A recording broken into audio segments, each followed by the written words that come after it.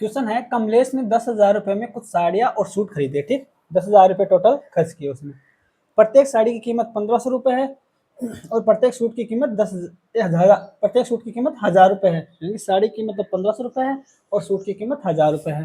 साड़ियों और सूट की कुल संख्या 8 दे रखी है और सूट और साड़ियों की संख्या ज्ञात करनी है। कुल संख्या 8 दे रखी है, सूट और साड़ी की संख्या इन ऑप्शन में से एक है वो ज्ञात करनी है, ठीक। अपन ने मान लेते हैं कि साड़ियों की संख्या तो x मान लेते हैं, साड़ी की संख्या तो क्या मान लेते हैं, साड़ी की संख्या x है, यानी कि x तो साड़ियाँ थी और सूट कितने थे y मान लेते हैं, ठीक। सूट कितने हैं y।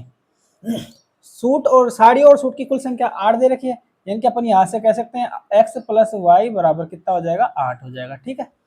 और कमलेश ने 10,000 रुपए में साड़ी और सूट खरीदे थे, टोटल वैल्यू कितनी थी, 10,000 रुपए, इतने खर्च किए। और एक साड़ी कीमत 1500 है तो एक्स साड़ियों की कीमत कितनी हो जाएगी, 1500 गुणा एक्स हो जाएगी, ठीक, 1500 एक्स।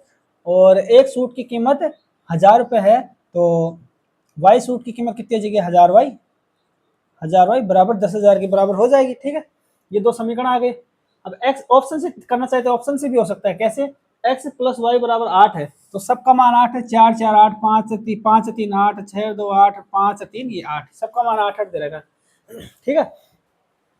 तो साड़ी और सूट की संख्या, साड़ी की अगर आप ऑप्शन से देखें इस समीकरण से तो होगा नहीं, इस समीकरण से ऑप्शन से हो जाएगा। कैसे, अगर अपन साड़ी की संख्या 4 माने तो 1500 को 4 से गुणा करेंगे तो 15 चौके 60, 6000 तो ये हो जाएंगे, ठीक। और प्लस 4 ही सूट है तो वाई को 4 रखेंगे तो क्या आ जाएगा, वाई बराबर 4 रखेंगे 4000 ये हो जाएंगे, कि 10,000 तो ये हो गए।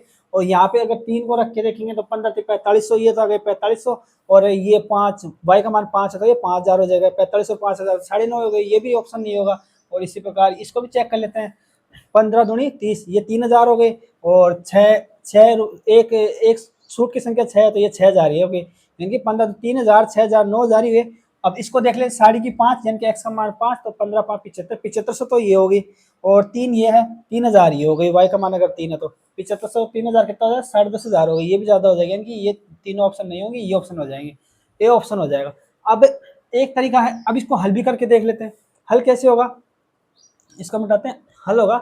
हल करने के लिए सबसे पहले तो इन दो बिंदुओं से ये दो बिंदु कट जाएगी, ये दो बिंदु कट जाएगी और 5 से कैंसिल आउट कर लेते हैं समीकरण को, 5 3 15 और 5 दूनी 10 और ये हो जाएगा 20 बराबर y और 3x और प्लस का चिन्ह आ जाएगा, ठीक।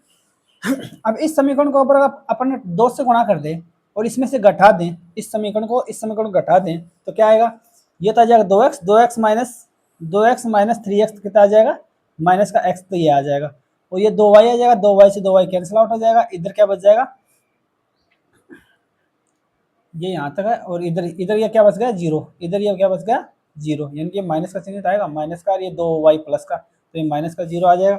और ये 20 है और ये 8 दूनी 16, 16 में से माइनस 20 गए तो कितना आ जाएगा, ये माइनस का चिन्ह आएगा, ये भी माइनस का, ये भी माइनस का 20 गए तो माइनस के 4 आ गए, तो x की वैल्यू क्या यहाँ से क्या आ जाएगी, x बराबर 4 आ जाएगी, ठीक है। x बराबर 4 है तो इस समीकरण से क्या होगी, x प्लस वाई बराबर अपने को 8 दे रखी है, x प्लस वाई बराबर 8 दे रखी है, x बराबर 4 है, ठीक। तो 4 प्लस वाई बराबर 8 तो y बराबर क्या आ जाएगा, 4 ही आएगा, ठीक। यानी कि अपने पास साड़ी की संख्या भी 4 है और सूट की संख्या भी 4 आएगी, ऑप्शन नंबर ए आंसर आ जाएगा, ठीक है।